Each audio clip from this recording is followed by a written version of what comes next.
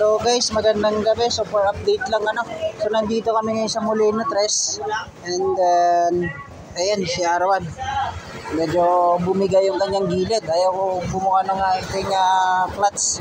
Kaya binabaklas na ng ating mekaniko dito no. So pangalawang pagkakataon, binaklas niya ulit kasi yung isa hindi nakuha. So ayan. Pero tumawag na rin naman tayo na rescue sa mga tropa natin ano. If ever na hindi kayanin kasi medyo gabi na. Kaya waiting na lang din tayo and chine-check up na din. So sana magawa at makaway. So ngayon oras ay 6:34 na ng hapon dito sa Dasma. Bali nasa Molino Tres kami ngayon. Ayan si Brother Romel, ating kasama. So habang nandito kami sa may ano kanina, tumigil ako sa gitna kasi ayaw nung clutch natin.